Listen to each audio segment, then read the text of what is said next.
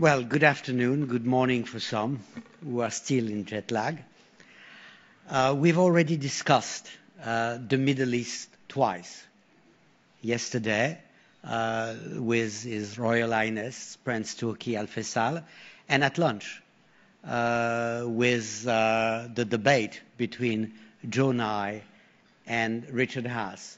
But we are returning to it this afternoon because of its, I would say, tragic centrality.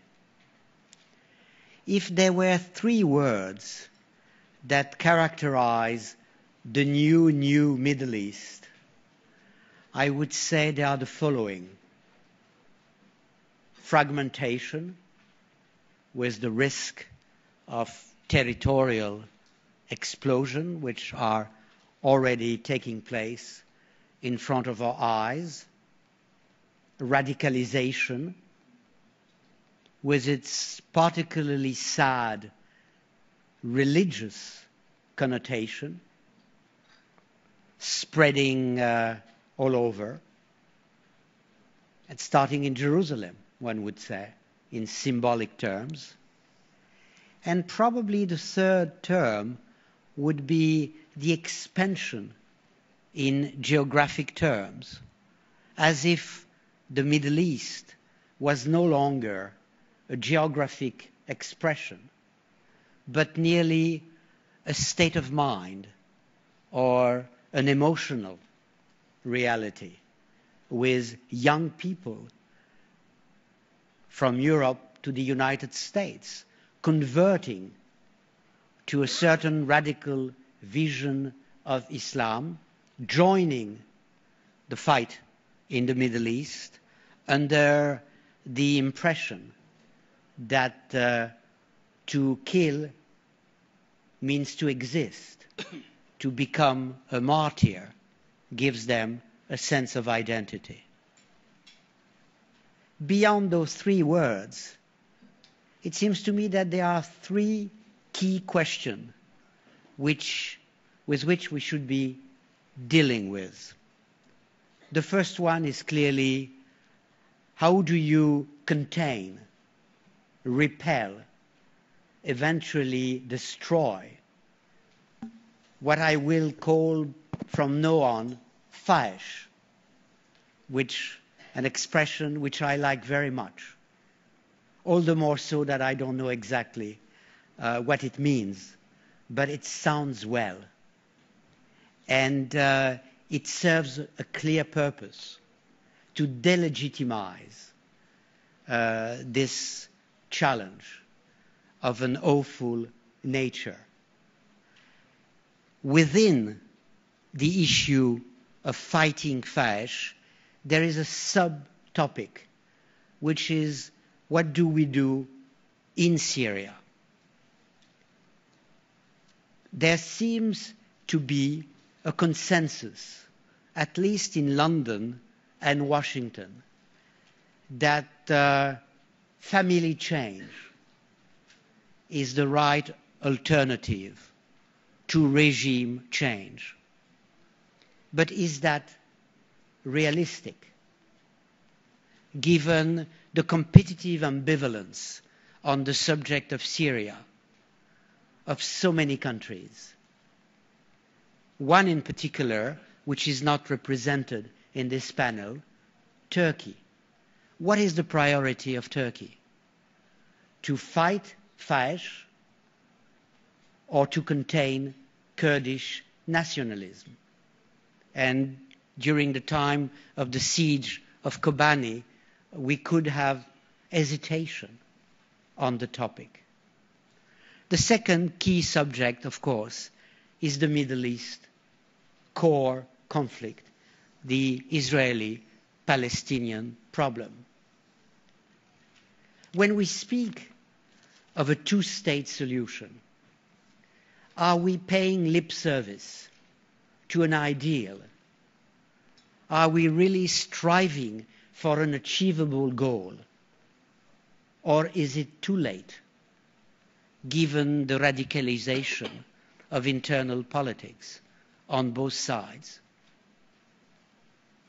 given Hamas, given the movement to the right of Israeli politics, given also the weakness of American pressures and influence, in particular on that topic. The third question, of course, is the issue of Iran. Have we overestimated the political influence of the moderate? Have we been, again, in a field of illusion? I think looking at the Middle East, and in particular at the Arab-Israeli conflict, we can have two approaches. One would be following a Jewish tradition, a word called tikkun olam, which means to repair the world. The world has been broken. It is our responsibility to repair it. And there's no place better to start repairing it than in the Middle East. But there's also another tradition, which is to look at it as a Greek drama, a Greek tragedy, where the gods have decided to punish the man for their impudence and arrogance. And in fact, we are always hesitating between these two approaches. The wish to act upon the reality, or the despair leading to cynicism and passivity. Well, to deal with those issues of the Middle East today, we have 5 excellent speakers representing different approaches and positions.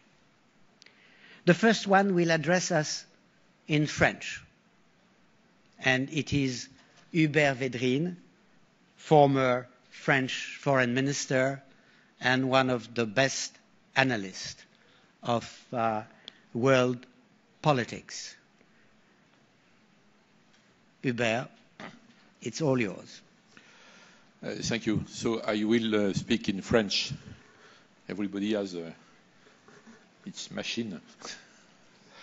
Je vais faire 7 observations, mais qui sont toutes brèves. En 8 minutes.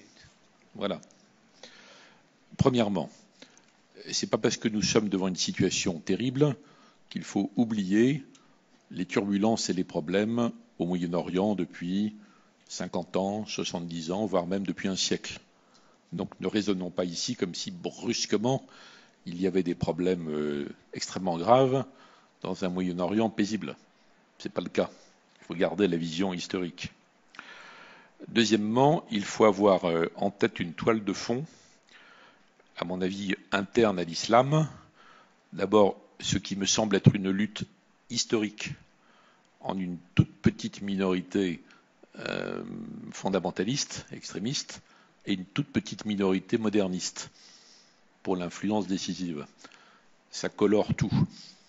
Et en plus, ce que tout le monde a à l'esprit maintenant, et qui s'est réveillé, c'est-à-dire l'antagonisme sunnite-chiite, qui s'est réveillé parce qu'il y a eu des processus de désagrégation. Mais c'est quand même un élément de toile de fond qui est très important et qui aggrave chacune des autres questions. Troisièmement, nous assistons à un processus schumpeterien, Schumpeter, de destruction créatrice. Enfin, on peut espérer que c'est créateur, mais nous assistons plutôt à la phase de destruction. C'est spectaculaire dans le cas de la Syrie, qui est une sorte de caricature tragique de ce que l'on a appelé les printemps arabes, avec beaucoup de naïveté.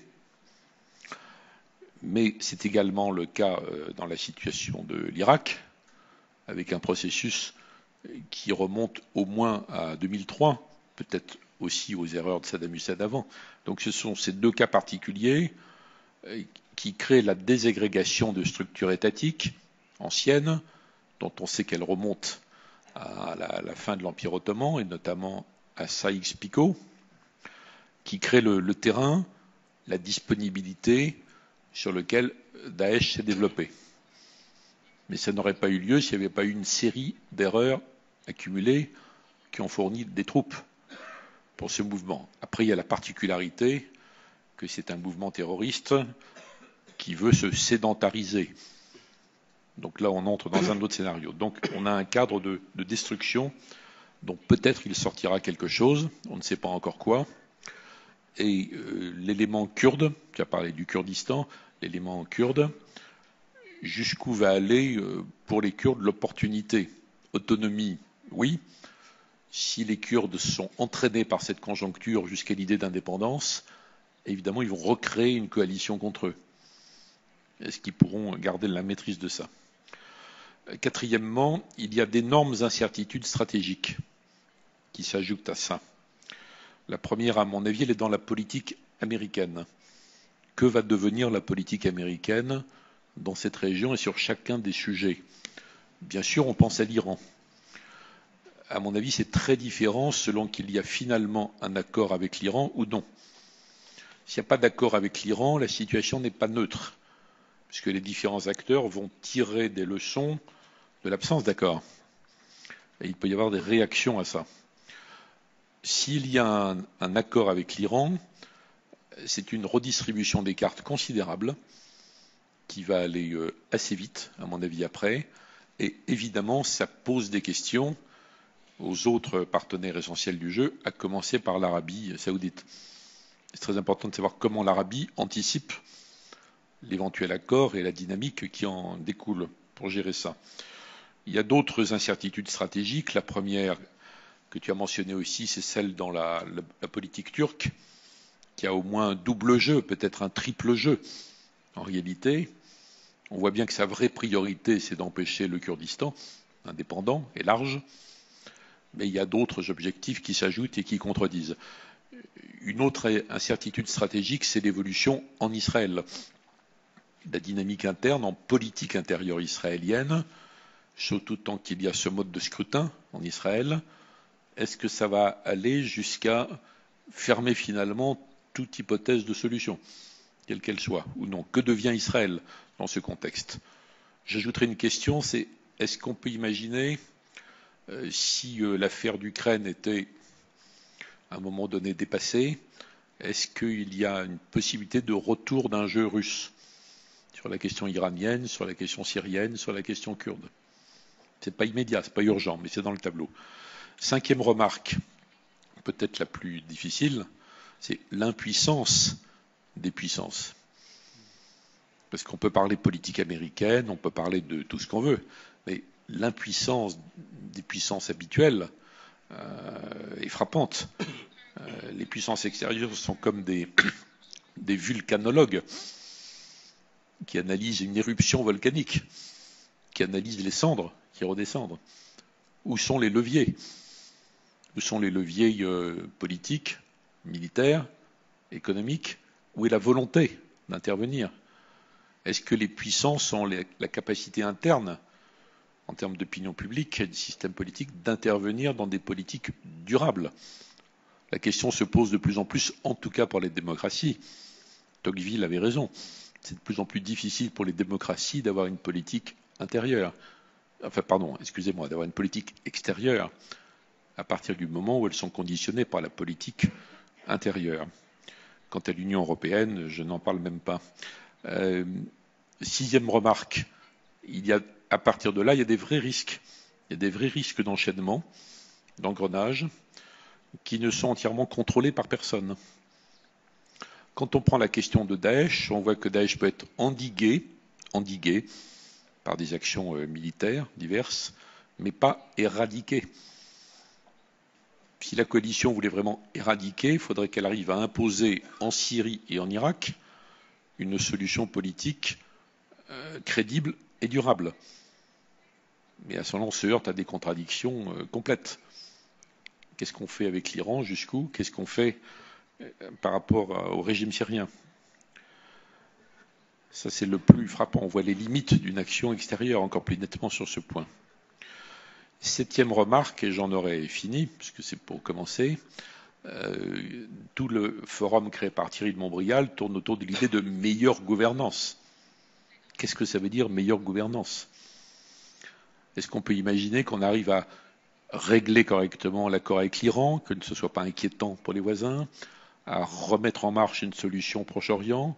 Tout ça paraît utopique. Plus la question sunnite-chiite. Est-ce qu'on peut rêver pour le Moyen-Orient un jour de l'équivalent de ce qu'avaient été les accords de Westphalie en Europe, grâce à Richelieu et Mazarin, je veux dire sous l'angle de organiser la cohabitation entre des régimes politiques différents et des croyances religieuses différentes. Une cohabitation durable, fondée sur la non-ingérence. Est-ce que c'est concevable un jour? On voit bien que quand on essaie de raisonner en termes de meilleure gouvernance, ou alors en reprenant ta formule Taïkoun, on voit bien que l'objectif est très très lointain.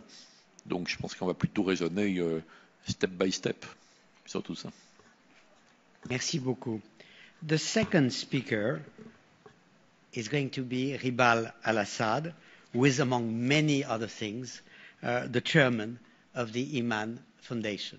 Please. Thank you very much, Mr. Mozi. And it's a great pleasure to be here amongst so many distinguished guests. Let me first start by saying that the situation we are in today, the problem that we are facing, around the world, Europe, Russia, China, the United States, of having the greatest menace and the greatest threat to our national security, it's not something new. And actually, I found it a bit astonishing that some people said that it took us by surprise. It hasn't taken us by surprise because we have been, myself, I have warned for the past 3.5 years, our organization did, that if we continue on allowing our allies in the region to promote sectarian hatred and sectarian divide, this is what's going to happen. Unfortunately, in my country, for example, let's start saying about Syria, which led to actually this whole mess that we are in today. In Syria, we went on backing an opposition that was mainly Islamist in nature, without taking into regards that there are minorities in Syria. Everybody wanted change in Syria. Everybody wanted democratic change in Syria. Everybody wanted to live as we are living in Europe and in the Occident, in the West. But unfortunately, we did not want to go backward to Sharia law and such Islamist rhetoric that has been going on lately. In Iraq, same as in Syria.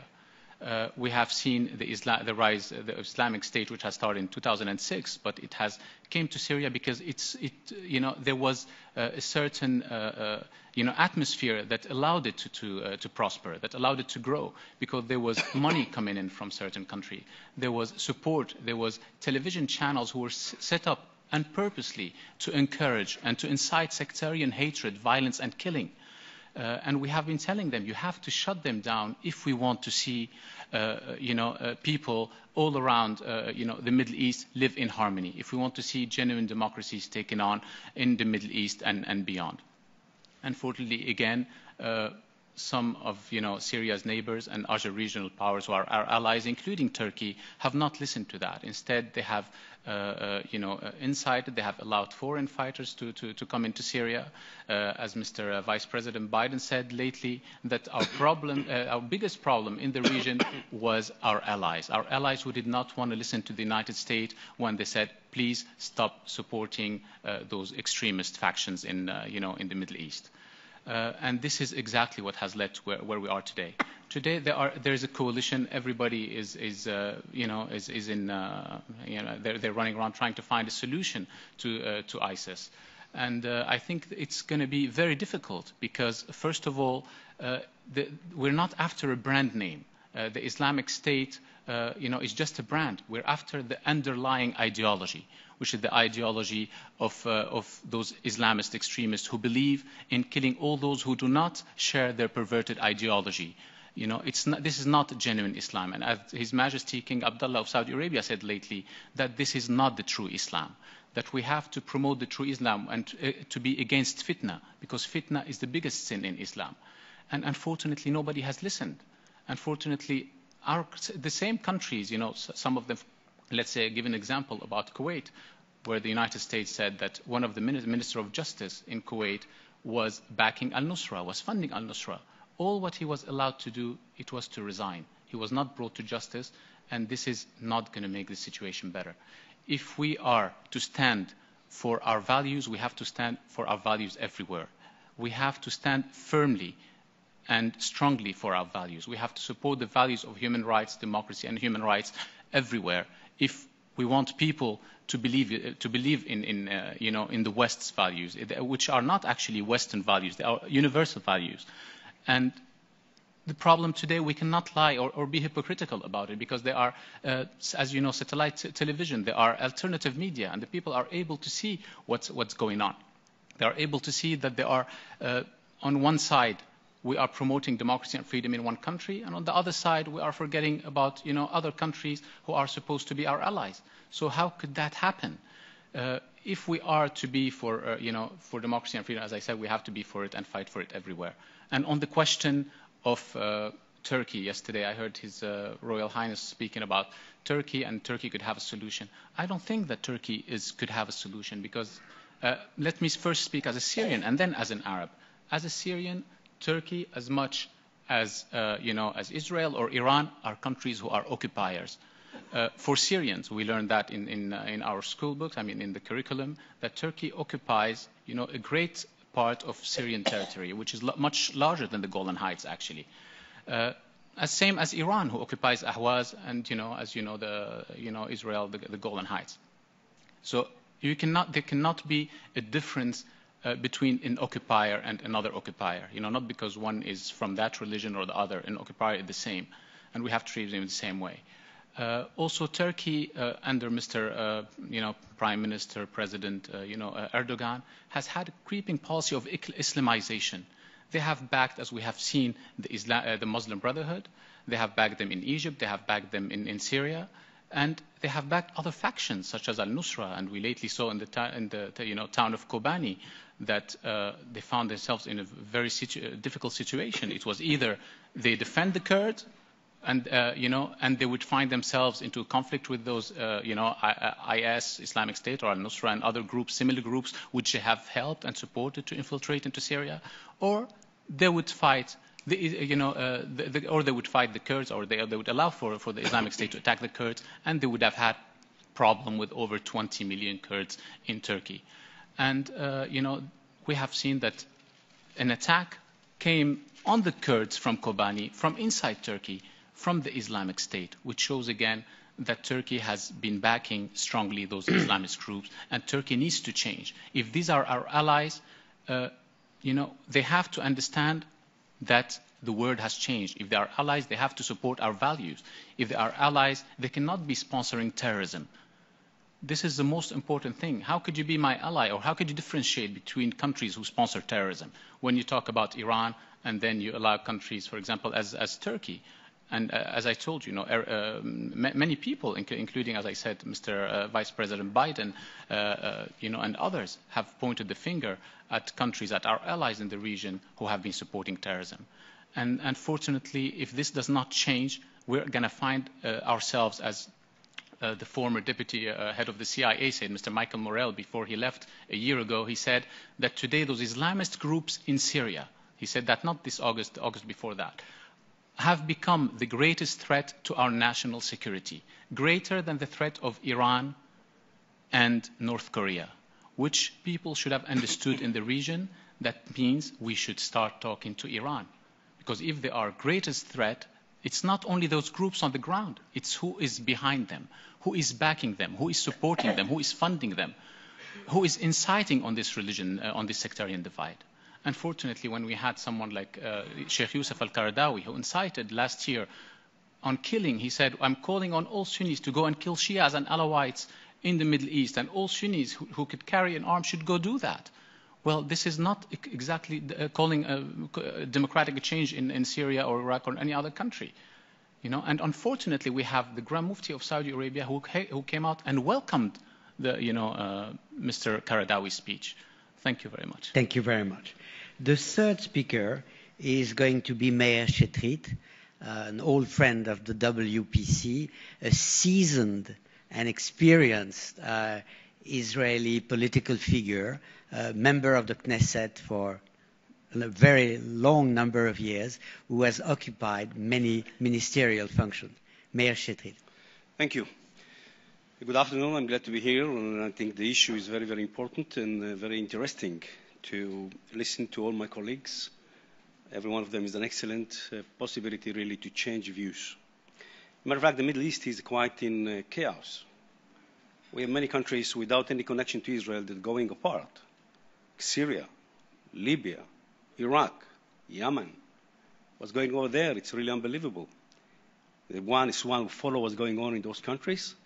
So I take Syria, for example, or any other places. There are a lot of terror organizations working over there, active over there. Everybody of them want peace, peace of Syria. There are in Syria alone almost more than 10 different organizations, including Ansar Bet al-Mikdash, Ansar Bet al-Mikdas, Al-Nusra, ISIS, Al-Qaeda, Hezbollah.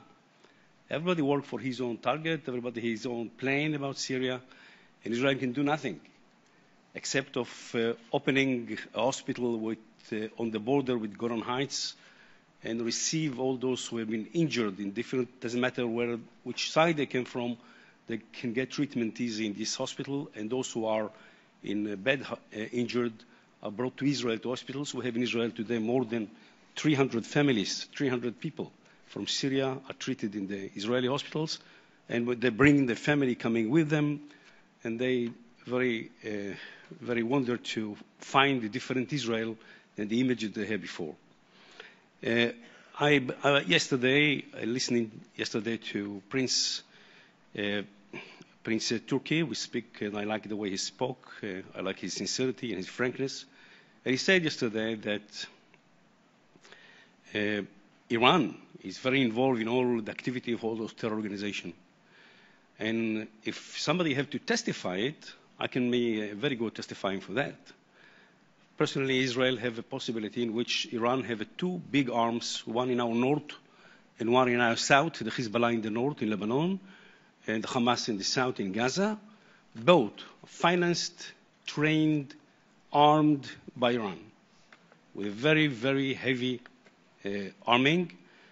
Many times we stop ships which coming from Iran toward Gaza or other convoys of weapons which goes from Iran through Syria to Lebanon.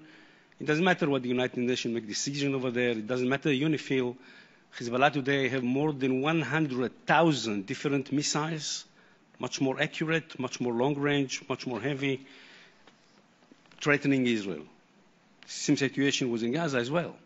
So we are living in a very difficult neighborhood. And what's make me wonder is the fact that in this situation today, we find ourselves as Israelis fighting together with many of the radical of the Islam countries against the radical Islam. At last, many countries understood that Israel was standing alone in the front of fighting terror, and now we are fighting together against the radical Islam. You see, even Iran have some of its fight with the ISIS.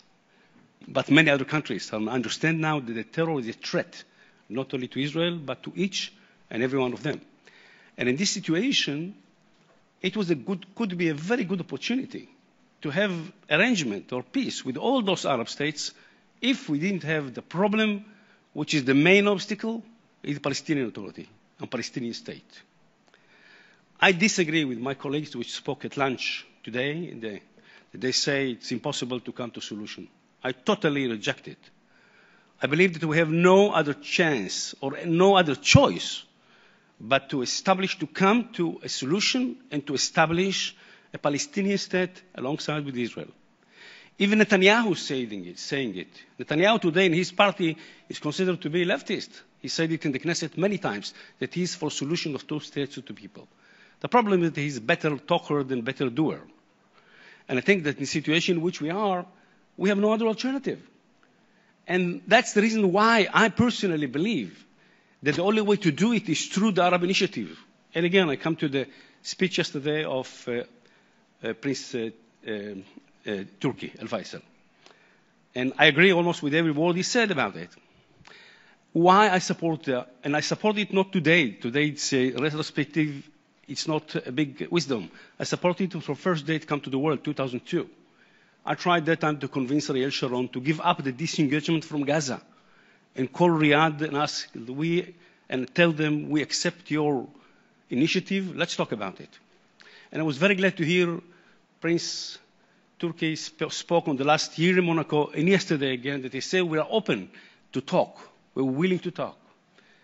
And really, I think Saudi, which made this initiative, came with a very, in my opinion, genius way how to solve the problem.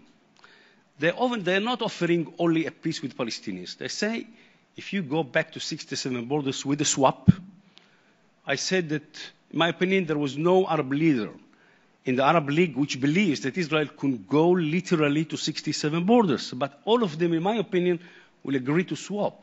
I said it in 2002, and I'm glad that it became true. And the second thing, they said, you find agreeable, justified solution to the Palestinian refugees. I'm quoting from the Arab Initiative. And agreeable means that Israel had to agree. Which means, and I don't believe that there is any Arab leader which believes that Israel will accept Arab refugees or Palestinian refugees into the green line of Israel. But we have no problem they will come to live in the Palestinian states if they want to and be compensated. So, and why I support it so much with the Arab Initiative, why I think it's the best solution. Because why to make peace? Why to pay the same price anyway, just for peace with Palestinians, if we can have with the same price peace with 57 Islam countries and full normalization, and that will be the end of the conflict. Again, I'm quoting from the Arab Initiative. Secondly, this is the only way to guarantee the existence of that peace. Because if we have a peace and normalization with all the Islam and Arabic state, who will break it? Nobody will break it in that situation. That's also the way to bring the Hamas again under the authority of the Palestinian Authority. Why? Because they cannot stay alone. If they stay alone and don't give a damn about all the Arab countries and Islam countries, we will treat them like an enemy. So from all those reasons, this is the best way to go. And I believe that it could be done only if Prime Minister of Israel will raise the glove and call Riyadh and say, let's talk about this initiative. That's what I believe. That's what I would do. And I believe that we can arrive to peace with all the Arab states within a year, 1 year, if there is a will. I'm sorry to say that our partners are not easy partners. Palestinians never miss an opportunity to miss an opportunity. Arafat missed the opportunity with Barak and Clinton. Abu Mazen missed the opportunity with Olmert, which signed an agreement with him. He asked for a few days to never come back. I'm going to finish. Just one more minute. As a citizen of the area. and they're also creating a very big obstacles on the way. Sometimes I have the feeling that maybe the Palestinians don't want really to be a state. For them, it's the best situation. They don't have to bear the responsibility going in the state.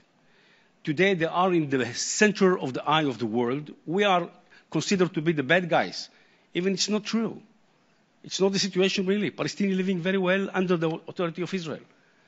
And all the rumors are not really rumors. And I listened yesterday to Prince Talal. We said that the Minister of Housing in Washington said that maybe we don't need a Palestinian state. Maybe we should annex the area. You know, he represents in the maximum 3 members of the Knesset. He's the very, very right wing of the political rainbow in Israel. It's like the Hamas say he wants to wipe Israel. Iran say they want to wipe Israel. We have no intention to go anywhere. We are there to stay. And the Palestinians are there to stay. I believe that these talks should be done between us and the Arab world. Thank you very much. It should be done, one more minute, I'm sorry. It should be done on personal level, on the way that we understand, we have to understand the Arab culture.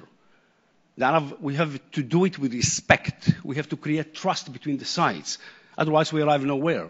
And I'm sorry to say that Americans, which taking the responsibility to mediate between Israel and Palestinians, understand nothing in Arabs.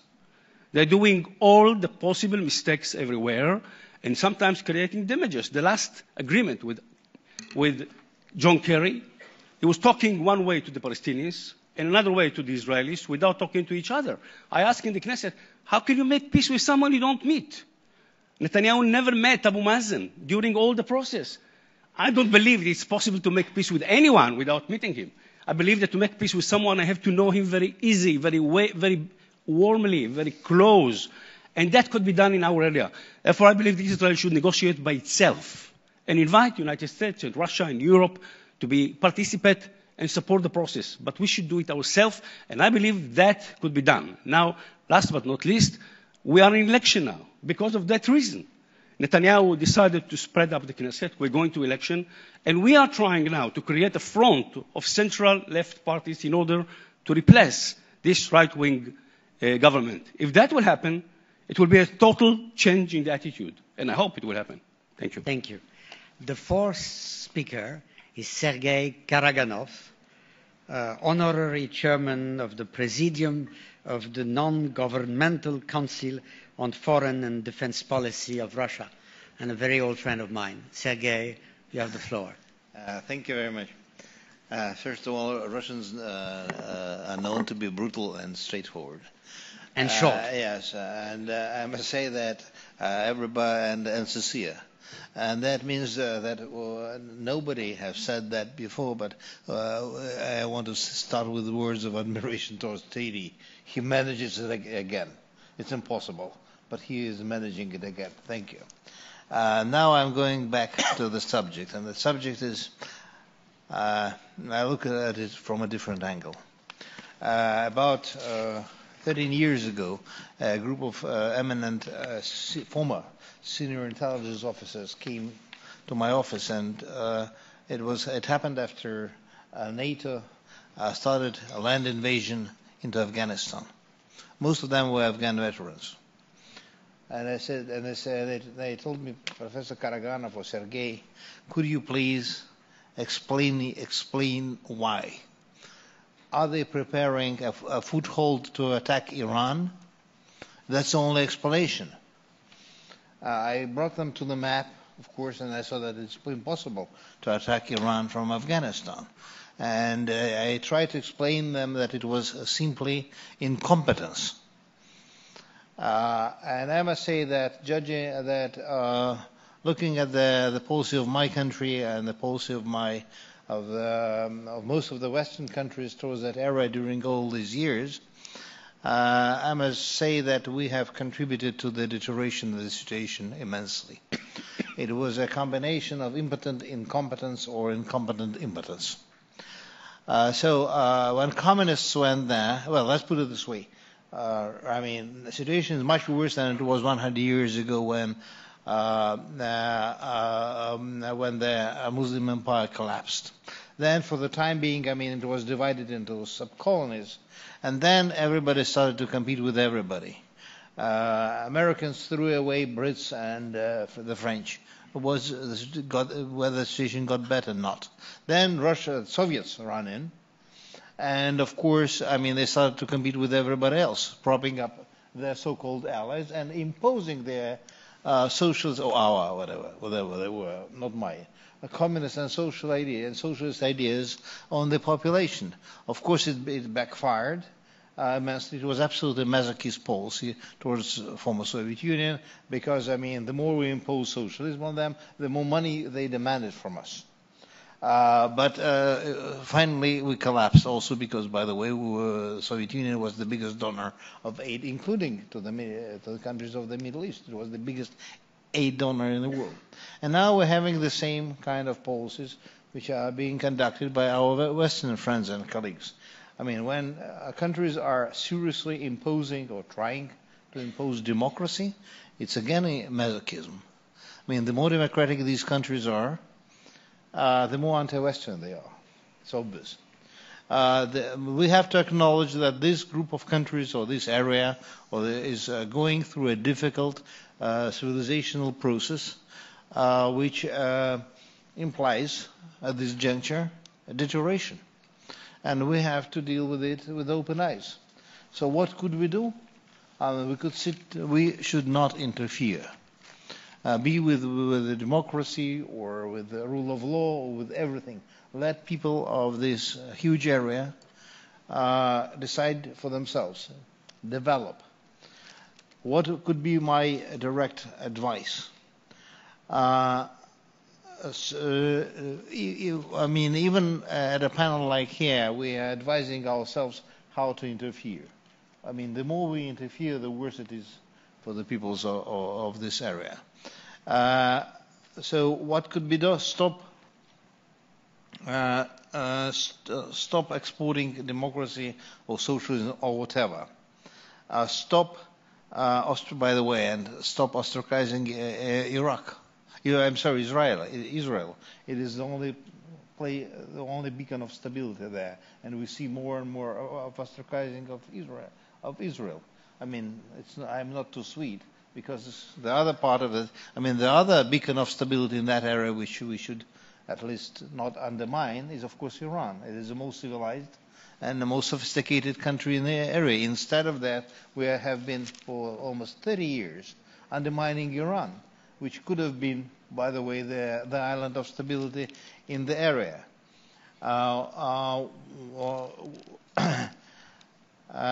What could we? I mean, if you want, I mean, positive advice, what could be done? Go to Russians.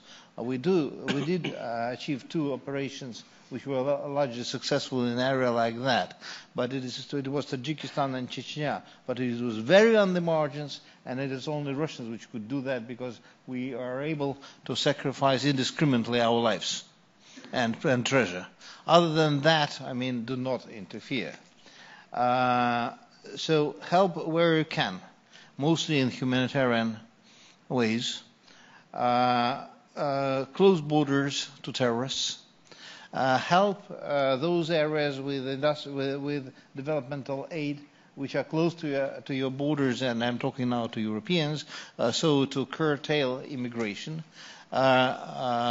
Suppress the negative elements in your own societies, or else, I mean, they will suppress you, and I'm speaking about the growing radicalization of the immigration which you have committed.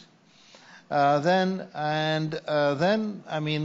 wait, and maybe in 50 years things will get it better. But if we continue to involve ourselves with incompetent impotence or impotent incompetence, we are sure to make things worse. The only thing we could do useful, well, there are several things. One is educate these people. I mean, some of these people. So, because the more there are well-educated people there, the better it is, especially with the higher education. And then understand that we are unable to do much. Thank you. Thank you very much, Sergei. Last but not least, Miguel Angel Moratinos, former Minister of Foreign Affairs of Spain. If there is peace one day in the Middle East, historians will pay tribute to a man who worked passionately for the cause of peace in the last decade. Miguel. Thank you, Dominic. Historian will pay tribute if we succeed, no? But unfortunately... If there is peace, that's what I said. We are full of frustration. No? So thank you for Thierry and organizers to give us the opportunity to continue to debate the Middle East issue. I think Ambassador Wu, the Chinese ambassador yesterday, started his intervention saying there was 4 main issues in the global governance, and the first one was the Middle East. And when we are trying to really identify the new reality of the Middle East in this kind of new global world, that we use new words like global, smart, green, we are becoming familiar. There are 2 concepts that have to be applied to the Middle East. That is complexity and uncertainty. And that makes me think about the famous quotation of President Charles de Gaulle when he started his visit to the Middle East. He said, "Je pars au Levant complexe avec des idées simples." And what is going on is that we are trying to solve the Middle East with simple ideas. Maybe we have to come with complex ideas. So I have not so much time, but I think the Middle East deserves all this time because it's the quintessence of the new challenging world, where all traditional security concerns, territorial, military intervention, oil, energy, trade, converge to the new challenge of today's world, that is global terrorism, food security, water scarcity, cultural divides, and that's what we are so much engaged, what we are so much preoccupied, what is going on. So my second reflection is that what to do? Well, this kind of international fatigue. Everybody is fed up about the Middle East, and everybody is more fed up about the Palestinian-Israeli issue. No way. It's a kind of utopia. The ones who believe in future peace is because we are considered like idealists, people who can still try to make peace in this region. And we should answer, the partners, the parties, Arabs, Israelis, Iranian, Turkey, but the so-called West, the European and Americans, we should ask ourselves, what has to be done? Let's continue business as usual. That means what happened during the last 4 years, that what I can qualify is the drone diplomacy, is the drone military action, and in the Middle East, the drone diplomacy. Yes, Mr. Kerry tried his best with all methods and all approach. But there is no strategy. I don't think we have to interfere, my dear friend. But I think we should have a strategy. Can we ask what is the U.S. strategy in the Middle East? Maybe they have one. I have some doubts about the European strategy. Should we have a strategy not to be all the time in a defensive way? Start with Syria, then later on we come with thrust, then we come with how we are going to stabilize Iraq, all on the defensive. And the naughty guys, the worst of the worst, as Prince Faisal said, they are advancing. Look what was the Middle East 10 years ago, or even 5 years ago, and how is today. Worse and worse. So, my dear friend, we have to do something. Not to interfere, but we have to do something in order to stop and to really try to make a better future for the region and for all of us. So I have two main proposals. Number one, as His Highness Prince Faisal said, number one priority, my dear Mayor, Israeli-Palestinian issue. It's not because I've been involved in the Palestinian issue for many years. It's because it's the core heart of the stability of the Middle East. And one of the reasons of destabilization, of fanatism, of radicalism is because the people in the region, they will not continue to accept this double standard and this sense of frustration of not having the two-state solution to be a reality. So how we are going to move for the two-state solution? Because we all agree about the two-state solution. It has been even approved in the Security Council. But my dear Israeli friend and my dear American friend and some Europeans are afraid to recognize the Palestinian state. They said we will recognize only after negotiation. My dear Mayor, when Ben-Gurion, the 14th of May, 1948, have the courage, the vision, to decide to create the State of Israel and wrote a letter to the UN, you negotiate with Palestinians to have your state? So why we make the statehood of Palestinian a condition for negotiation? But that is the logical, but we are in the Middle East and everything is illogical. So, okay, let's go to the illogical. Let's go to negotiate with Israel. But Israel has not been ready to negotiate the last years. So let the international community, at least the European Union, my dear Hubert, for once, take an initiative. And I think this movement of recognition of Palestinian state should be not just for the sake of recognition, have to be a diplomatic instrument.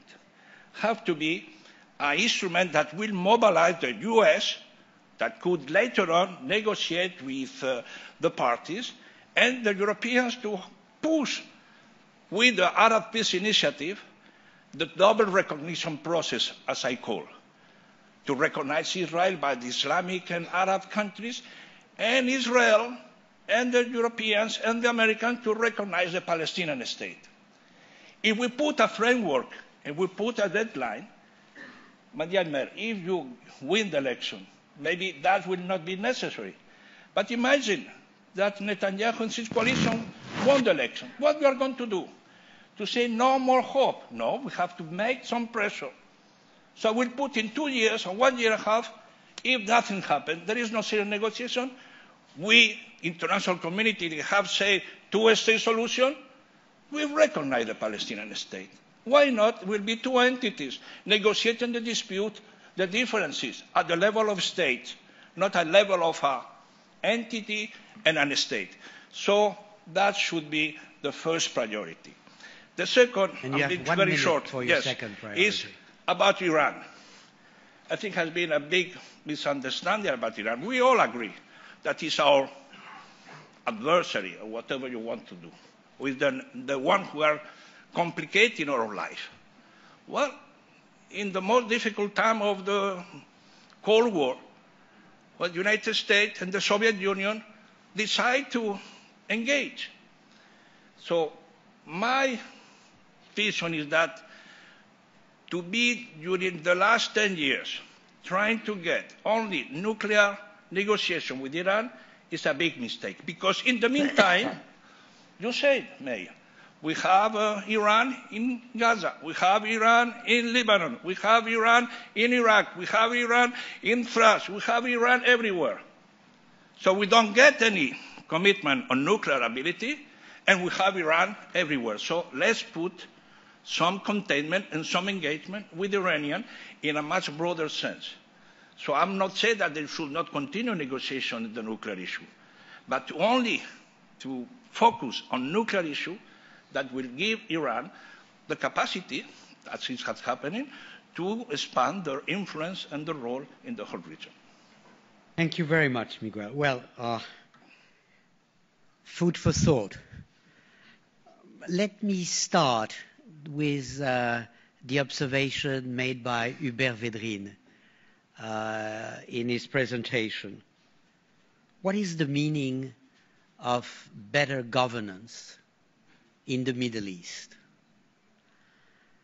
60 years ago, Egypt was on the eve of a revolution, but in a much better state than South Korea, which was coming out of a war. And the last 60 years have seen an extremely different transformation of Asia on the one hand and of the Middle East on the other. There was miracle in Asia. There was, to say the least, no miracle in the Middle East. Why is it so? I think to a large extent it is a question of governance, and not only of international context, not only of other consideration. The Arab Spring, whatever that means, was based on the frustration of some significant segment of the population towards not necessarily the inexistence of democracy, but the absence of the rule of law and the betrayal of what is called human rights policies. So somewhere this is a question that has to be addressed. When you rightly denounced the radicalization, the fanaticism of Daesh, there is also what is called state terror. It has been said yesterday by the Prince that the majority of the 200,000 people that died in Syria had been killed by their own regime. I will not enter into figures, but this is part of the reality of the region, which we must face. So somewhere I would say that better governance in the Middle East means the same thing than better governance in Asia or better governance in Africa. I'm not calling for the imposition of Western democratic models onto the region, but I'm calling for the simple existence of what people describe as the rule of law, because I believe it's very important. Second point, because I want to challenge Sergei, I agree fully, maybe, with your vision that the last thing we should do is to interfere in the region. But I'm not sure Russia has applied that policy to itself. I see great involvement of Russia in the region for a very long period of time. So are you speaking as an intellectual denouncing your country as well as the rest?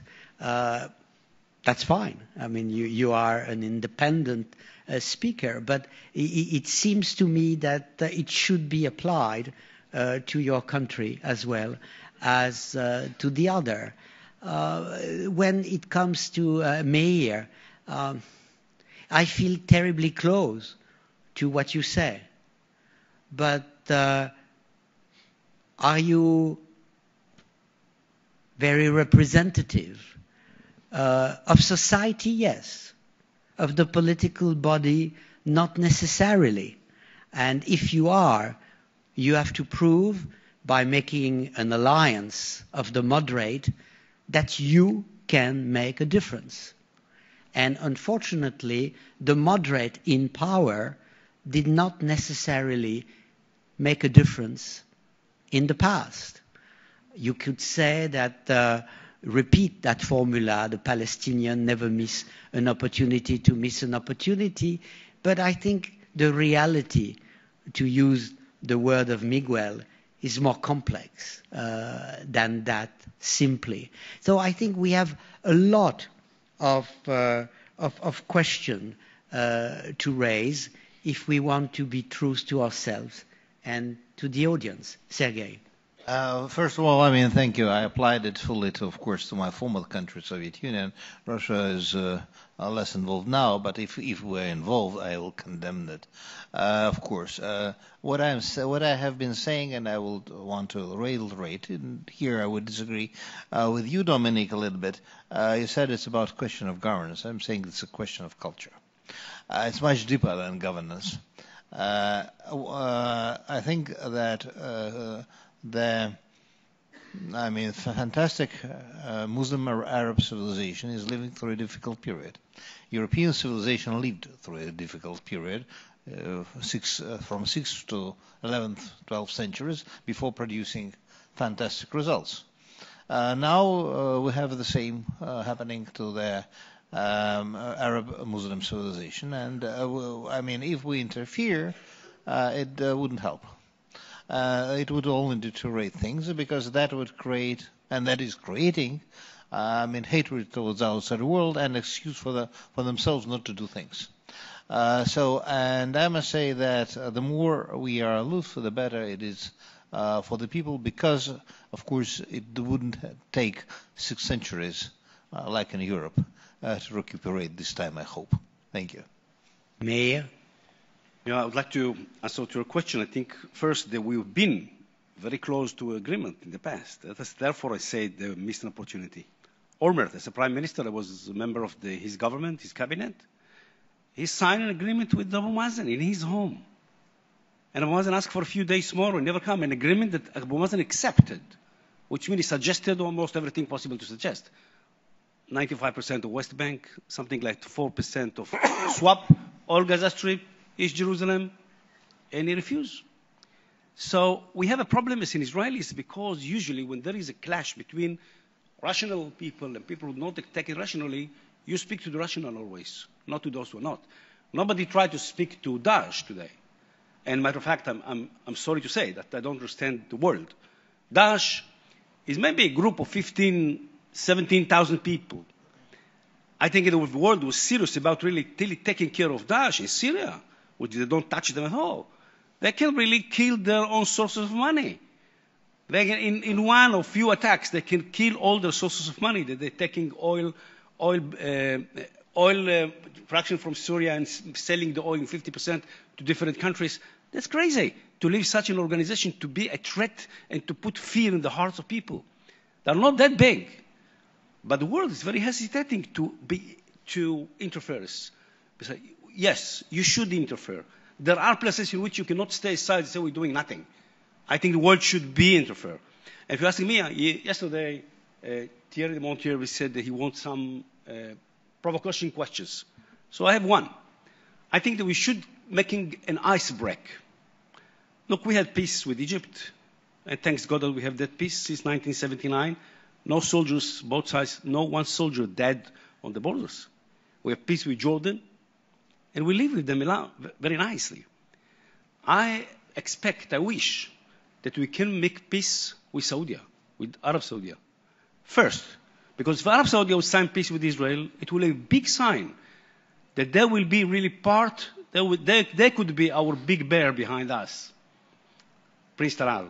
And they could be the one who can call together all the Arab states and move the process. Because nobody have any doubt that the solution would be establishing a Palestinian state side by side with Israel. Yesterday, Prince Talal said, and he's quite right, I believe in it with all my heart, that with the Jewish mind and the Arab money, we can change the world. It's true.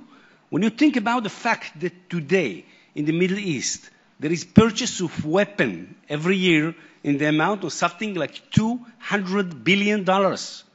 Think what we can do with that money for the benefit of people, for food, for housing, for health, for different places. Israel has a very good economy.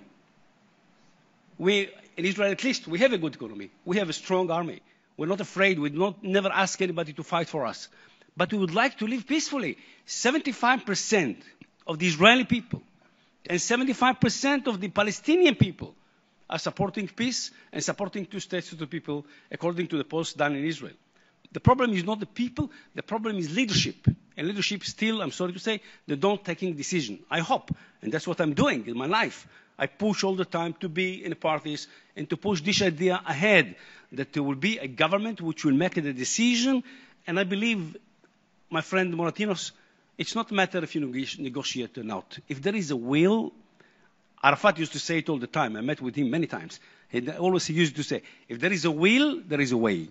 Which means, if somebody will make a decision to make peace, suppose that Netanyahu will answer Abu Mazen in the United Nations and said, Abu Mazen asked borders of 67, around 67 borders with a swap, and he wants to have a capital in east part of Jerusalem.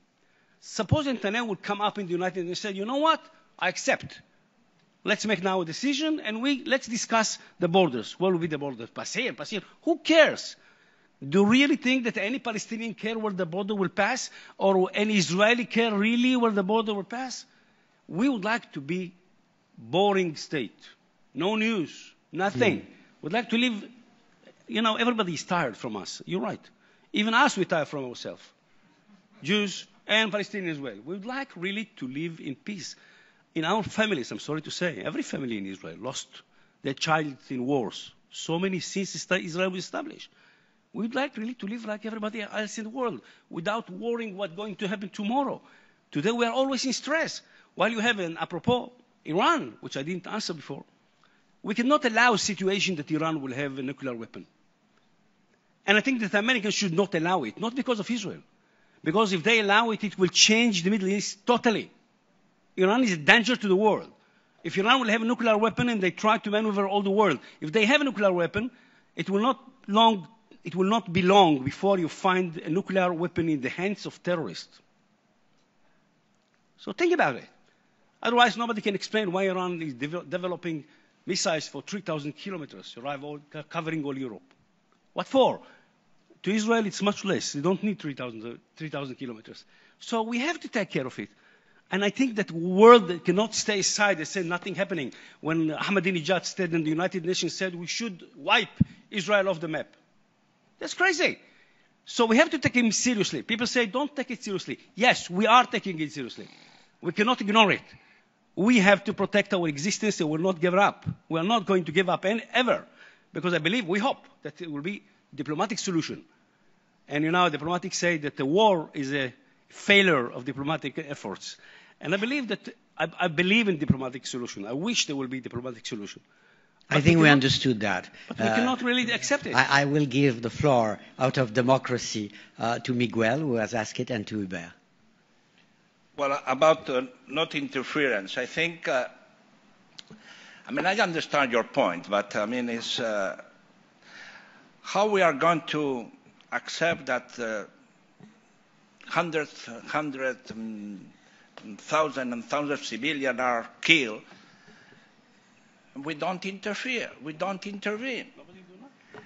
We have in UN. Lately, there has not been too many good things from UN, but one thing was responsibility to protect. So sometimes we have to interfere. Yes, you have to interfere if you want to make people survive. And you have to interfere because the parties are asking to interfere to make peace in the Middle East between Palestinians and Israelis. It depends. We will have a long discussion about interference, of course, bad interference that produce bad results. Nobody wants that, but it could be a good interference, number one. Number two, on the two-state solution, I think in Iran, we come to the conclusion, everybody agree and everybody will be happy. Mayor, I fully agree with you. And with Prince, why this Arab peace initiative is not implemented? Why you have not been ready to? The best guarantee for the future of Israel is to have a full diplomatic and relation with all Arab world. It's much better than the American support and guarantee, I can assure you. So the only thing you have to do is to find a solution with the Palestinians in your way. And we, international community, we have to accompany your final discussion. Everything we know by heart. I know what you told me about Olmert. I know. And I support your position because I know how was the negotiation. So what is needed now is finally to go to this final political decision to negotiate. And can be done. And then you will have a much better reaction. Instead of fighting terror alone, instead of fighting the coalition alone, you will fight all together. And that will protect the future of the two-state solution in the region. Thank you. Hubert? What is the question? No, I wanted a solution for you. I didn't want a question, I wanted an answer. Et on what? Non, j'ai cru que tu levais la main après. C'est sur la démocratie, c'est sur le Proche-Orient, c'est sur quoi? Au fond, j'ai prolongé ta question sur la meilleure gouvernance. Tu es d'accord ou pas avec le fait que la meilleure gouvernance doit s'appliquer de la même manière dans toutes les parties du monde, parce que les mêmes choses sont demandées par les citoyens où qu'ils vivent, de manière fondamentale. Quand j'ai parlé de meilleure gouvernance dans l'exposé, d'abord c'est le thème général du forum, de la conférence, et j'en parlais de façon régionale.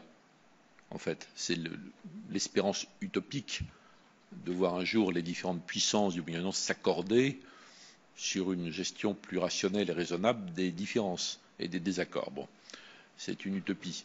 Toi, tu en as parlé sur le plan interne. Et là, je suis d'accord. Tous les peuples du monde aspirent à être mieux gouvernés de façon plus honnête, que les droits de l'homme soient respectés. Mais je ne pense pas que tous les peuples du monde veuillent copier la démocratie occidentale, d'abord parce qu'elle ne marche pas très bien, elle est fatiguée, on le voit à différents signes, le niveau d'abstention, le niveau de contestation au nom de la démocratie directe, et aux États-Unis, l'envahissement par l'argent dans la démocratie, qui est devenue une véritable maladie par rapport à ça. Donc je pense que les peuples partout dans le monde, y compris dans le monde arabe, aspirent à ça, mais ils ne veulent pas que ce soit fait par le biais de l'ingérence. Et je pense que l'ingérence occidentale est au bout du rouleau, en français, hein, au bout du rouleau, en fait. On peut soutenir, on peut encourager, on peut saluer, mais on ne peut pas se substituer au mouvement interne des peuples. Ça, c'est sur les droits de l'homme. Mais quand on revient aux questions dont on a parlé, notamment la question, le blocage sur le Proche-Orient, il est évident qu'on n'aboutira jamais s'il n'y a pas une coalition positive pour aider les Israéliens à sortir du piège. On voit bien d'ailleurs que beaucoup de grandes figures, de grands écrivains, de grands intellectuels israéliens disent « aidez-nous, aidez-nous à sortir du piège ». Et le piège, je l'ai mentionné tout à l'heure, entre autres, c'est le système électoral israélien.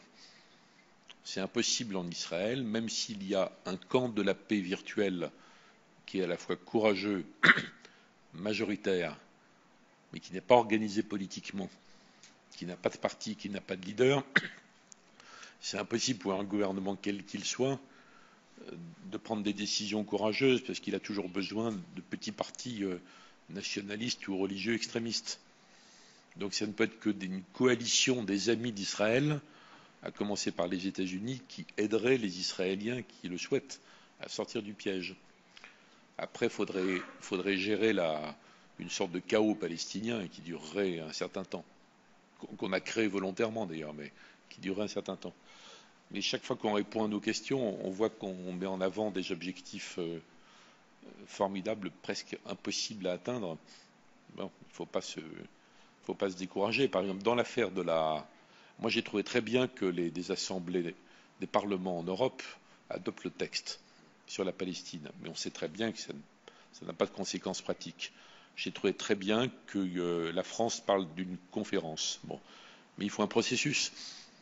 Ça ne peut pas être une conférence comme ça. Alors, on va parler de la conférence avec le futur gouvernement israélien, qui va être encore pire que celui-là. Ça paraît perdu.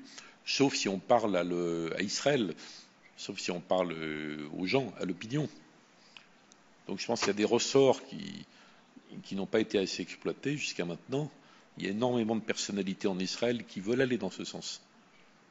Il y a énormément de gens dans le monde musulman, arabe et musulman, qui veulent combattre l'extrémisme et le terrorisme, qui veulent combattre l'interprétation folle de l'islam.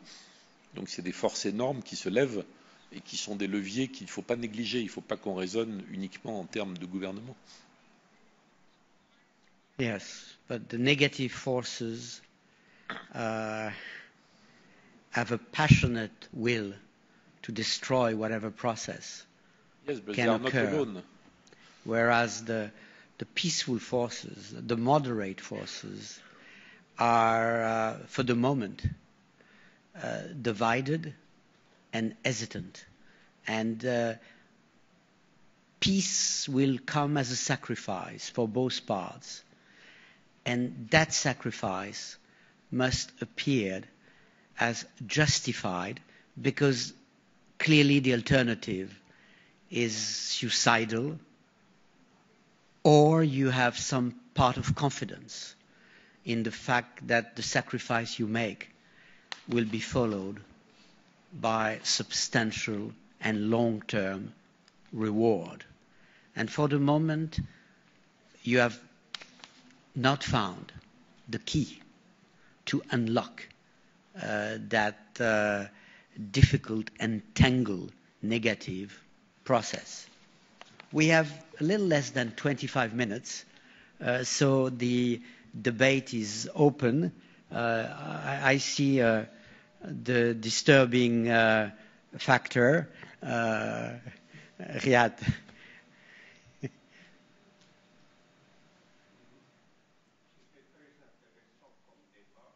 J'ai une petite observation, un commentaire et deux questions qui ne sont pas provocantes.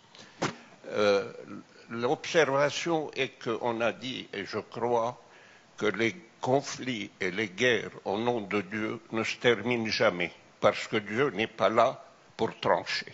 Ça, c'est la première observation. La deuxième, les questions sont les suivantes. À M. Meir, que pensez-vous du projet d'un État juif comme condition pour accepter deux États en Palestine et en Israël? Ça, les premières questions. Deuxième question à M. Assad. Vous êtes président d'une association de liberté. Où était la liberté avant 2015 en Syrie, 2011 en Syrie? Merci. Shall we take another question and then you answer, please?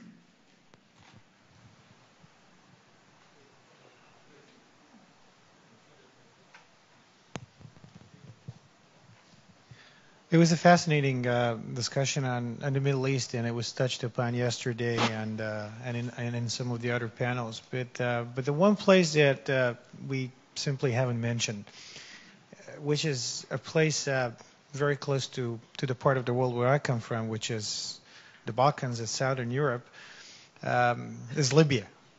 And that's a place which is in hardly a good shape, and there is an element of responsibility when it comes to international community as to what led to the situation that we have right now in that country, with vast repercussions for stability of wider African region and the greater Middle East. So there is very, very little interest in the face of Fahesh, in the face of the more imminent threats and challenges. But we talked about a number of things that we might try, and the Israeli-Palestinian issue was one, and there's going to be there is not going to be a deal with Iran. That would be transformational for better or for worse. But this place is in clear need of assistance and support. As I said, there was an element of external responsibility for the situation that we have right now. There was an acquiescence on behalf of those who have not intervened directly. I'm referring to Russia. So we're all kind of responsible as a family of nation for this situation there. Is there anything that can be done, and whose leadership could it be this time? Not from behind, but from the front. So Meir, Ribal, and Miguel. Yeah. All right. About to state to people, I think all what I said in this panel was that I'm supporting it with all my heart, and I'm not the only one. And, sometimes when people ask what we can do that we haven't done, I'm going to say something provocative maybe, but maybe time has arrived that the United States would really to be involved in solution of the situation. Maybe they should force an agreement on both sides. Maybe the sides cannot negotiate and come to an agreement. And maybe they can make their own plan, come with it, and force Israel and the Palestinians say, that's the agreement, you have to accept it. It could be a good excuse to both sides to say we have no choice, neither the Israelis or the Palestinians. But in a better way, I believe that they could at least do something more constructive, call all the Arab League countries to Washington with the Palestinians and with the Israelis, and put them together in Camp David or wherever needed until they come to conclusion. That will change the world. And I think that the only way to do it is really through the Arab Initiative. Now, why no one? Why did you ask why no one pick it up? And I'm telling you now, again, I'm discovering it. I spent hours with every prime minister since 2002, tried to convince them to go that way and to call Riyadh and said, we accept the initiative as a basis, let's talk about it. And I'm sorry to say, I failed. I sit with every prime minister since 2002, everyone. And I know them personally, some of them I have been minister in their governments, with some not, but I have a good relationship with each and every, including Netanyahu. And I tried to put every element to explain why and have failed. Well, I answer myself, why? Why I'm failing? Why cannot they see what I'm seeing? My answer is that, in my opinion, the Israeli administration, the Israeli prime ministers would like very much first to satisfy the American administration. And therefore, they prefer to go to that direction, to bilateral negotiation, moderate by Americans, and I said it's a big mistake. As I said before, Americans are not the ones who can solve the problem by negotiation. It's not the way. Maybe they can do it by forcing it. In 1956, when Israel, together with France and England, occupied all Sinai, President of the United States gave an order to Israel to get out of there, Ben Gurion at that time. It took a few days and we were out. So I think maybe they cannot overcome, as my friend said before. Maybe because of the situation, political situation in Israel, as far as we don't have a central left government, maybe we cannot overcome the political difficulties in Israel and make a decision, even if there will be prime minister which will agree to go that way. So maybe time will come, maybe, to really to force it, to come with an agreement which will be done on a bona fide by the Americans trying to take in consideration the both sides and make an agreement, say that's the way you should go, and have the agreement of Russia and China and Europe, and come, if all the world come to those guys, and guys, you are drunk, they will have to go to sleep. Thank you. Ribal. Yes, thank you very much, Mr. Riyad. But I didn't really understand, your question, because we all know that there was no democracy and freedom in Syria, and that's why the reason that the people of Syria has risen against the government, actually. But their demands at the beginning, we all understand that they were for freedom and genuine democracy, and not something that, not to exchange the dictatorship for theocracy. Unfortunately, a lot of people, again, in the region did not want genuine democracy to go on in Syria, because that would threaten their own countries, and have funded, and sent groups who do not, who do certainly not want to see any democracies in the Middle East, and certainly not in Syria. We have suffered, myself personally, my family, we have suffered a lot from the regime, even though they're our family, so I could imagine how the Syrian people have suffered also. But that doesn't mean that we have to react with grudges. It's not, you cannot build democracy and freedom based on grudges. We have to be able to build for a country like Syria and Lebanon, as you are yourself from Lebanon. We are a beautiful mosaic of people in these countries, and the only way to protect this beautiful mosaic is to have a genuine democracy. Mr. Hubert Védrine said earlier that democracies in the Middle East could not, in Europe, could not be maybe replicated in the Middle East. Well, maybe, but it needs a process. The process needs to start somewhere. We cannot, it's something that has to be transitional. Nobody said that you're going to get it tomorrow. It has to be transitional, peaceful. If it doesn't get, it's certainly not going to be built over the bodies of 200,000 people who have died. And by the way, 200,000, yes, they died because the regime, because of the regime was responsible, but not because the regime killed them. 80,000% of them were killed by the Islamists and the rebels and others who, and they are part of the security forces and the military. So we cannot just, they are not only black and white here. There's you said 18 or 80? 80,000. 80,000 are members actually of the security forces and the military. And, minorities have suffered a lot. So what about those minorities who also wanted, does anyone believe that minorities in Syria don't want democracy? Does anyone believe that a Christian or an Alawite or a Druze or a Shia or Kurds doesn't want a genuine democracy in Syria? Of course they do. But they do not want to see, as His Royal Highness said yesterday, there are video on YouTube and other social media, and people are seeing what's going on, are seeing that our people are killing Christian people, they are killing Alawites, they are killing other minorities just to belong for a certain sect or religion. They are killing Kurds, they are killing whoever does not share their perverted ideology. And this is the big problem. And this is why we cannot let it's like I always say the same thing. We cannot let, if your two children are fighting, you cannot leave them in a room and tell them, well, guys, resolve your issues and I'll come back an hour later to, and see how it goes, because they're going to kill each other. And this is the same thing. People in the Middle East are not ready. They have no experience. It took Europe, it took the West hundreds of years to get to the democracy where we are today. So it's going to take also the Middle East a lot longer. But we have been there. The West has been there. There has been also sectarian wars. So we know how to help them so that they don't have to go down that road. We have to help them through education, investing a lot into education. Because on the other side, there's another torrent that's investing in Islamic extremism, and they are spending a lot of money. What are we doing to counter that? There are billions of dollars on satellite TVs, on internet websites, on social media and others. You know, just a month ago, the information minister of Saudi Arabia, Minister Khoja, issued a decree to close down a satellite TV that is based in Saudi Arabia and that incites hatred, killing, and violence against minorities. You know, and unfortunately, the next day he was sacked, and the TV was reopened again. This shows again that there is also a problem in Saudi Arabia. You know, the king. We all know, and we have, between my father and I mean, there's an old friendship which His Royal Highness knows very well, and between him and the king, and we trust in the king. But unfortunately, Saudi Arabia, when we talk about the kingdom, is also not one current. There are currents in Saudi Arabia, like many other countries. Some want to go forward. Some want to fight extremism. Some want to put those ISIS, al-Nusra, as a Muslim Brotherhood on the list of terrorism.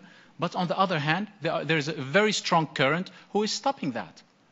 And this is why we have to come together. And as I mean, when I talk I was raised in the West. I was raised in France. I've studied in the US. I've studied in the UK. I've been living since I was 9 years old abroad. So I consider myself as a citizen of the world and not just as a Syrian. As we have to come together and help the people, and we owe it to them because they look up to us. When they are looking for, when they went into the streets and asked for democracies and freedom, they were looking up to us. They were looking west. They were looking on the lives that we have, and this is that was their example. And we can only do that if we come together, if we leave our differences aside. I mean, with China, Russia, the problems that they have with the US and Europe, and we have to put our differences aside. Why? Because we all share one common enemy. There was fascism and Nazism at one time. Today we have Islamism, and if we don't come together to defeat it, it is threatening each one of our countries. Europe today is saying, after 4 years, they are saying now again that there is, all those foreign fighters that are going to Syria are becoming the greatest threat to their national security. But also there are conflicting reports. The Europeans are saying there are 3,000 fighters, Western fighters, that went into Syria. Eric Holder from the US said there are 7,000 Western fighters. There's a big gap between both. 7,000, it's very dangerous. Those people, once they go get trained and they get, Islamicized and they come back to Europe, what are we going to do about them? How could you stop them? First of all, you shouldn't have allowed them to go there. But now, how are we able to stop those extremists going there? And you read other reports saying that the extremists, the foreign extremists, not Western, the foreign extremist number in general is 15,000. How could they be 7,000 from the West and another 8,000 from all other Islamic countries? This does not make sense. The number must be 10 times higher because of lack of education, because of poverty, because of all of that. If there are 7,000 from the West, there are certainly 70,000 from other countries. Thank you very much. Miguel? Yes, Libya is a proof of what Dominique Moïse said at the beginning, the extension of the geography of the Middle East. Of course, Libya could become a new Afghanistan. And it's the perfect, let's say, explanation of my intellectual debate and political debate about good interference and lack of involvement. I mean, in Libya, unfortunately, there has been a lot of bad interference and no post-conflict follow-up after the decision really to change regime in Libya. And today, has been just in Tunisia recently, the Prime Minister was telling me very clearly that what they need is, first, no interference sending arms and weaponry to both sides, and involvement in order to promote dialogue between the two sides. So either we take it seriously and we help the involvement of UN and my compatriot Bernardino Leon and others that are trying to help, or we Europeans, all the region, but we Europeans, we will have in front of us a new Afghanistan. So it should be taken extremely serious. Thank you. We have time for another last round of questions.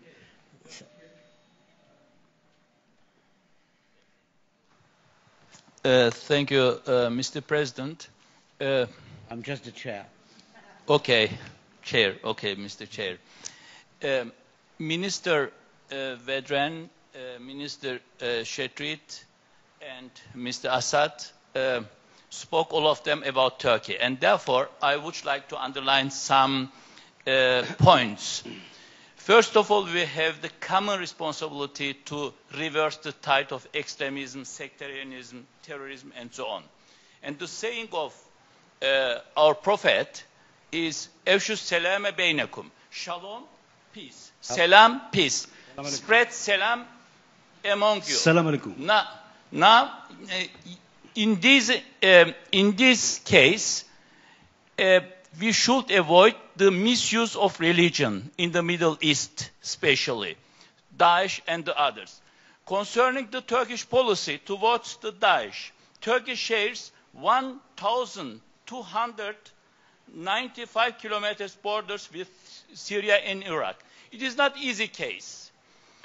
Any threat emanating from this geography has serious adverse effects on Turkey. After the Syria crisis started, Daesh acts added more fuel to this, to the fire. This is one point. The other one, the Kobani case. We are fighting against the terror organization PKK since 1984. This is recognized also internationally as a terror organization. Now, it is not logical to expect from Turkey to change its policy by 180 degrees. It is very difficult. But Turkey, on the one side. On the other side, we have more than 2 million. The official figures are 1,500,000 refugees in Turkey. And the spent amount is more than, until now, $5 billion. This is a big problem, and therefore, air operations against Daesh should continue, but it is not enough. Airstrikes solely cannot eradicate extremism. This is right. There is a need for a more holistic and comprehensive strategy addressing the root causes. And a part of the international coalition against Daesh, Turkey has been emphasizing every time that the success is a wished result. Turkey is wishing a success in that direction. But Daesh has been effective thanks to the air support it receives from different parts. This is a big problem. Now, concerning the free zone dispute, of course, Syria is not supporting, but Turkey is not supported by better understanding of the terror organization, and the problem is a little bit complicated, and therefore we should sit down and negotiate further. Thank you very much. So the last point, yes. Oui, juste une question. Il y a un sujet que vous n'avez absolument pas abordé et qui pourtant me semble être au cœur, non pas du problème israélo-palestinien, mais du problème de l'ensemble du Moyen-Orient, qui est celui du pétrole. Peut-être parce que s'il y a mauvaise gouvernance, c'est largement lié à l'argent du pétrole. Je voudrais quand même avoir votre réaction face à ce qui est en train de se passer. Quelles vont être, à votre sens, les conséquences du contre-choc pétrolier, largement instrumentalisé, me semble-t-il, par l'Arabie saoudite, je l'imagine avec la bénédiction des États-Unis, sur un certain nombre de pays. Alors, dernière question, et en fait, on n'a plus de temps. Donc, j'interromprai très vite ce débat. Vous n'avez plus de micro même. On ne veut plus. Vous êtes punis. Thank you very much. Be as quick as possible. Just from the perspective of Morocco, what's happening in the region has serious consequences. And one of the consequences, and I would love to have the comments of the panel on that, is that the attractivity of political Islam that we had, and let's say take the Turkish model, was very attractive within the region. is not anymore very much so attractive. And this has changed as a roller coaster. I mean, you know, you take 2010 and you take 4 years later, this is a complete change. It's a sort of normalization of Turkey in terms of projecting an attractive model for, you know, let's say political Islam or countries that are Muslim countries. And I would like to have your take on that. And this is a good news, basically, from my point of view, but you know, not necessarily for everybody. I'm afraid, as the representative of the organization, we'll have to close. I will make 2 quick comments, moving away from my role of moderator. On the issue of Turkey, the comment from Morocco is very interesting. I have been amongst those in Europe advocating as early as the 1980s for the entrance of Turkey in the European Union. So I can't be suspicious. I can't be, you can't blame me, but I don't recognize the Turkey I was supporting 30 years ago. And you have to ask yourself why those who were so much for Turkey have growing doubts about the cause they were supporting. On the issue of oil, you just have to look at the last cover of The Economist, sheikhs versus shale. And the answer that is given is not the one you are suggesting. There is tension between Saudi Arabia and the United States on that issue, an element of objective rivalries which pushes the price of oil down, which not necessarily is a good news either for Russia or Venezuela, among others. And we have to close there. I want to thank you very much all for this very lively debate. I'm not sure we are much closer to the cause of global peace in the Middle East, but I just hope we are not further away after the debate. Thank you very much.